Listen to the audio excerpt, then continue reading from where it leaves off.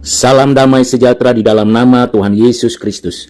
Firman Tuhan hari ini untuk kita baca, kita dengarkan, dan kita renungkan bersama dari surat 1 Yohanes pasal 2 ayat 15 sampai 17. Demikianlah firman Tuhan. Janganlah kamu mengasihi dunia dan apa yang ada di dalamnya. Jikalau orang mengasihi dunia, maka kasih akan Bapa tidak ada di dalam orang itu. Sebab semua yang ada di dalam dunia, yaitu keinginan daging dan keinginan mata, serta keangkuhan hidup, bukanlah berasal dari Bapa, melainkan dari dunia. Dan dunia ini sedang lenyap dengan keinginannya. Tetapi orang yang melakukan kehendak Allah tetap hidup selama-lamanya. Berbahagialah kita yang mengerti dan melakukan firman Tuhan ini. Saudara yang kekasih di dalam Kristus, Rasul Yohanes memberikan peringatan yang keras, tegas, dan jelas bahwa kita berbeda dengan orang-orang dunia. Kasih yang dianugerahkan Bapa dan memenuhi hati kita adalah kasih yang kudus. Itulah sebabnya tidak ada yang netral di dunia ini. Tidak ada yang bisa menunjukkan bahwa dirinya di satu pihak A dan di satu pihak B. Kalau tidak berpihak kepada Allah Bapa kita, juga tidak mungkin berpihak kepada dunia. Jadi tidak ada tempat yang netral. Hanya ada dua jalan. Jalan duniawi atau jalan di dalam Kristus. Karena itu saudara yang kasih dalam Kristus, Rasul Yohanes memberikan gambaran yang jelas berkaitan dengan mengasihi. Kata ini mudah sekali dan sangat banyak dibicarakan dalam hubungan kita dengan diri, sesama, alam, dan dengan Allah. Namun kata ini seringkali dianggap remeh dan murahan, sehingga tidak dihargai. Kata kasih lebih banyak menekankan pada subjektivitas saja. Padahal kasih harusnya memiliki konten kebenaran, keadilan, dan kesucian. Namun seringkali kasih itu digambarkan oleh pemuasan akan kemauan diri, akan apa yang diharapkan dari orang lain, lebih kepada penguntungan diri sendiri. Padahal kita tahu bahwa dunia ini ada, dan sebagaimana alam semesta ini ada, keteraturan ini ada, kebaikan ini ada, dan semua yang dikaruniakan itu ada di dalam kasih Allah. Allah yang menyatakan kasih, dan melalui kasih itulah Allah mencipta, memelihara, dan terlebih khusus menebus umat pilihannya. Saudara yang kekasih di dalam Kristus, kasih agape itu sangat berbeda sekali kualitasnya dengan kasih eros, kasih filia, atau kasih storge. Kalau kasih eros ingin menguasai yang lain untuk berada di dalam pengendaliannya. Kalau kasih storge ingin dihormati seperti seseorang yang ingin mendapatkan penghormatan yang luar biasa dari bawah ke atas dan dari atas ke bawah. Jadi seperti ada sesuatu yang harus dilebih-lebihkan.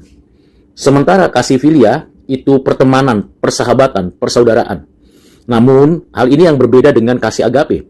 Kasih yang memelihara, menjaga, menopang, dan rela berkorban. Kasih yang datangnya dari Allah Bapa. Itu sebabnya di dalam Yohanes pasal 3 ayat 16, kata kunci yang berkaitan dengan inkarnasi dan penebusan Kristus ialah kata kasih. Karena begitu besar kasih Allah akan dunia ini, sehingga ia mengaruniakan anaknya yang tunggal, supaya setiap orang yang percaya kepadanya tidak binasa, melainkan beroleh hidup yang kekal. Kasih dikaitkan dengan pengorbanan, hidup yang kekal. Dan ikatan kasih itu ada di dalam Kristus. Itulah sebabnya berbeda tentunya dengan apa yang diajarkan, dijelaskan oleh dunia. Memang Tuhan pernah menyebut kita sebagai sahabatnya. Kita bukan budak, kita bukan orang gampangan. Kita adalah sahabat Kristus.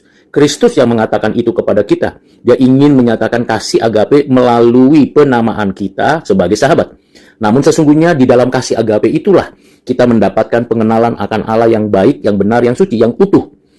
Rasul Yohanes mengingatkan kita, tidak boleh kita mengasihi dunia.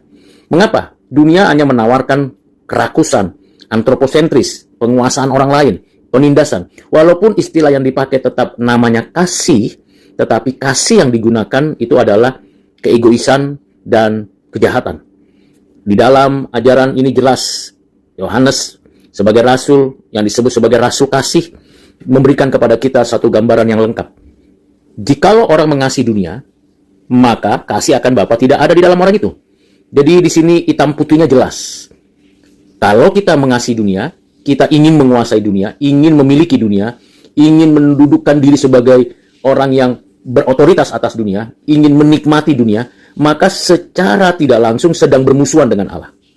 Sedang berpihak pada pemberontakan kepada Allah. Ini menjadikan kita menyadari bahwa Bapa tidak mengendaki anak-anaknya mengasihi dunia ini.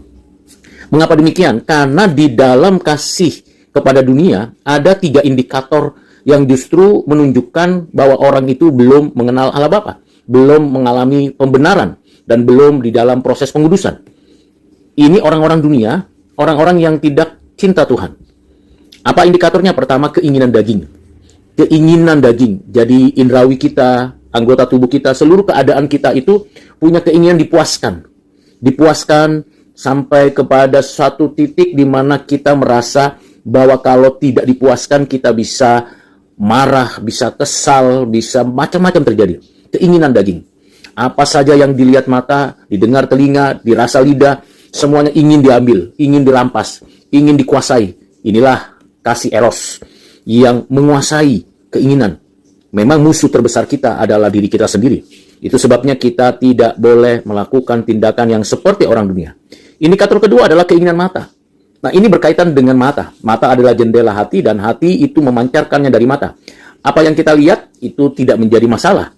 Tetapi yang menjadi masalah kalau hati kita dipenuhi dengan perspektif keinginan duniawi, keinginan memberontak kepada Allah, keinginan melakukan perlawanan kepada kehendak Tuhan.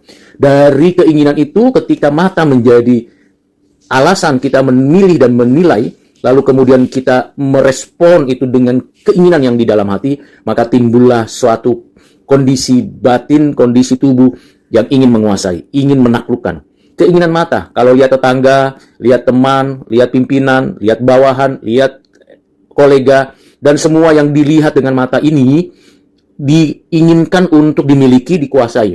Itu sebabnya di dalam hukum Taurat dikatakan keinginan itu bisa menimbulkan kejahatan yang sangat signifikan di dalam pemberontakan kepada Allah. Jangan mengingini. Kita boleh mempunyai keinginan karena memang sebagai manusia kita memiliki suatu keadaan yang bisa disebut manusia karena punya keinginan. Tapi keinginan yang didasari atas penguasaan kasih eros, kasih storge, bahkan kasih yang disebut filia, ingin karena persahabatan, membuat itu jauh lebih rendah. Keinginan itu menjadi rusak arahnya, menjadi pendorong untuk melakukan satu tindakan yang tidak berkenan, pikiran yang kacau, karena keinginan diawali dengan pikiran yang tidak sesuai dengan kebenaran-kebenaran Allah. Keinginan itu akhir dari sebuah buah dari pemikiran dan tampak dari emosi, dari perasaan yang muncul. Jadi keinginan mata, keinginan daging, serta keangkuhan hidup itu dari pikiran. Kalau pikirannya sudah tidak beres, pikirannya tidak fokus pada Tuhan, pikirannya tidak berakar pada firman, maka semua hal yang diingini akan menuju kepada kejahatan yang terjadi. Itulah sebabnya dikatakan oleh Rasul Yohanes, semua keinginan yang seperti itu, semua keangkuhan yang berkaitan dengan kasih dari dunia, pastilah bukan dari Allah, pastilah melawan Allah. Dan kita tahu semua keinginan seperti itu akan lenyap. Pertama, lenyap karena kita akan meninggal dunia karena upah dosa adalah kematian. Yang kedua, lenyap karena tidak mungkin berada di dalam keamanan, kenyamanan, damai. Tidak mungkin orang hidup di dalam keinginannya lalu akan berakhir dengan ketenangan, kenyamanan, keamanan, kedamaian. Semua orang yang berjuang ingin melakukan ini dan itu menurut kemauannya sendiri, menurut cara pandangnya sendiri, menurut segala bisikan si jahat, pikiran-pikiran duniawi, akan lenyap, tidak akan ada buah yang baik. Yang ada kebusukan, kejahatan, kegelapan, dan kehancuran. Karena itu Rasul Yohanes mengingatkan kita, hai saudara-saudara di dalam Kristus, jangan mengasihi dunia ini. Keinginan dunia lenyap. Tetapi marilah kita mengasihi Allah Bapa di dalam Kristus oleh Roh Kudus. Marilah kita melakukan kehendak Allah. Meletakkan semua keinginan Allah di dalam keinginan kita. Menaklukkan semua keinginan kita di dalam keinginan Allah. Sehingga kita menikmati pemenuhan kasih agape, damai sejahtera dari Kristus, dan penghiburan dari Roh Kudus. Kiranya Tuhan menolong saya dan saudara untuk hidup di dalam kasih yang sejati. Kasih dari Allah Bapa. Tuhan Yesus memberkati. Amin.